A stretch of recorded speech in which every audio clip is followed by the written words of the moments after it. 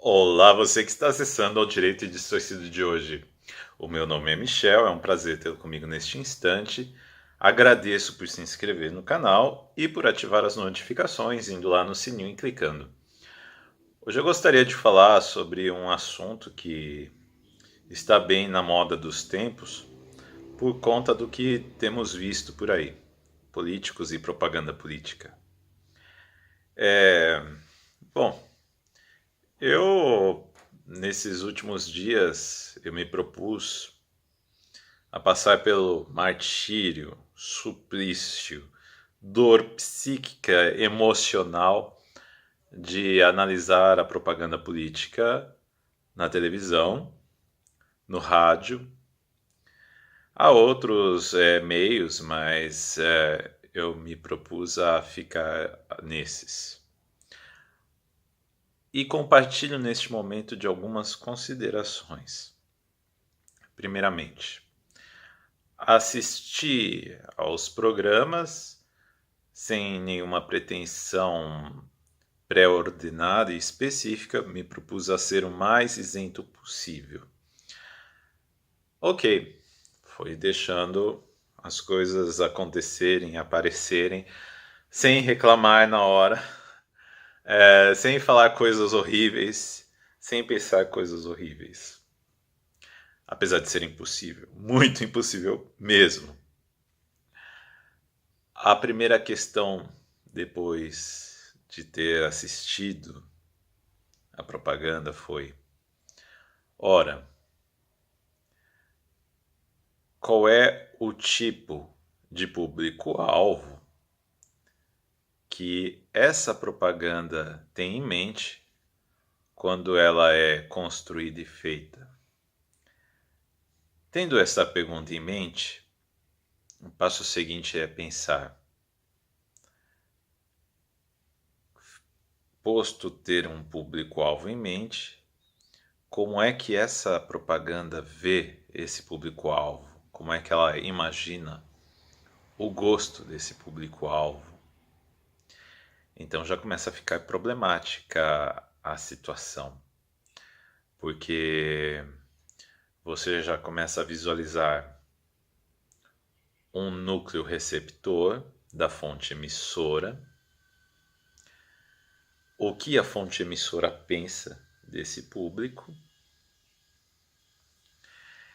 e a qualidade da propaganda, quando você analisa, implica em várias coisas.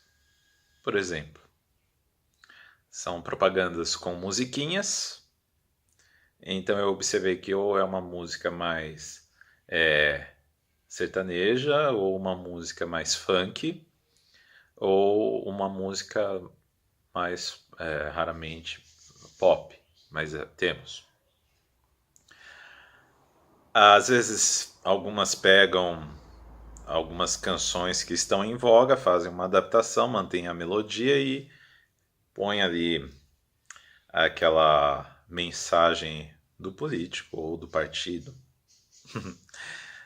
E isso implica numa série de consequências, que é: você, quando assiste ou quando ouve, como você se sente assistindo a essa propaganda? E, mais uma vez, por uma questão de estar gravando num horário em que tudo pode acontecer, vocês têm aí na rua a propaganda do gás, a pretexto de propaganda política, e também é uma forma de propaganda, né? Com a tão famosa musiquinha Ultragás. Imagina se, por exemplo, o político vai lá e pega a propaganda e usa o jingle do Ultragás. Não é difícil. Agora, eu retorno a esse ponto. Se é de uma qualidade horrível a propaganda, é porque eles estão imaginando que o público-alvo tem uma afeição tal. Então a consideração de que o público-alvo tem uma afeição tal chega a ser ofensiva. Eu me senti ofendido com algumas propagandas, absolutamente ofendido. Por exemplo, a de um candidato que ele tinha uma exibição animalesca, sem verbalidade, sem apresentação de programas. Ele rolava pelo chão, soltava grunhidos animalescos, fazia assim, aqui de não, e rolava pelo chão feito, sei lá, uma besta. Eu não quero um político bestificado. Eu quero alguém com propostas. Apresente propostas. Eu não sou uma criança para ser seduzida com musiquinhas. Nem as crianças aceitam essas musiquinhas. Isso mostra o que eles pensam da gente, do povo. Nem a pessoa mais, de um ponto de vista não tão crítico, sente que essa propaganda reflete a ela. Então, já vemos o que essas pessoas que se põem como emissores representam. Eles representam tudo que é velho, ultrapassado no país. Isso é indício de que nós precisamos de uma reforma política urgente. Sinceramente, eu não sei se nós vamos aguentar o primeiro ou segundo ano do que vai ser eleito em termos de deputados, senadores. Eu vejo tudo isso de uma maneira muito complicada, porque é um sistema político que não se mantém, não tem relação nenhuma com o povo, é meramente assim, olha, povo, nós só precisamos de vocês para nos escolherem, nos darem anuência e depois lá não nos interessa mais vocês. Só tentamos seduzir vocês a partir de musiquinhas bobas e comportamentos imbecis que refletem nossa forma de pensar sobre quem são vocês. Então vamos fazer a pergunta. Olhando, ouvindo, acompanhando a propaganda política, qual a imagem que podemos pensar que esse político ou esse partido, o que quer que seja, faz de nós fonte receptora? Você se sente representado como um ser humano digno nessa propaganda? Você sente que essa propaganda faz jus à sua racionalidade? Por favor, menos musiquinha, menos palavrão e uso de palavras vazias como saúde, educação,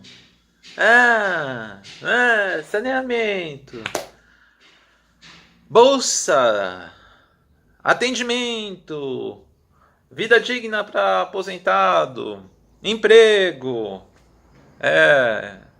Porque são palavras que elas já são tão usadas, tão moeda comum, que elas se tornaram vazias.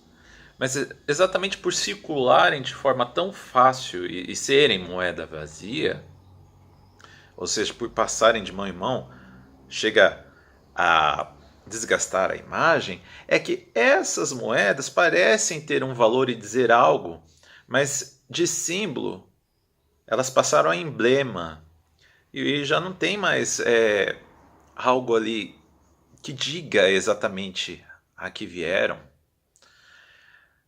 De tal forma que tem um poder emocional por causa da situação comunicacional a que remetem, a essa relação entre emissor e receptor e a facilidade como representam coisas, mas não dizem realmente lufas de lufas de cálculo, sabedoria prudencial, de análise de situação, de projetos.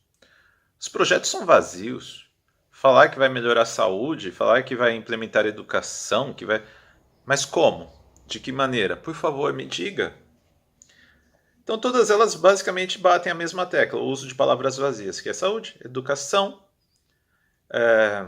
melhoria de saneamento, acesso ao estudo, melhoria do... Enfim. Mas como você fará isso, amigo? Mostre-me de onde você veio e para onde você irá em termos de projeto.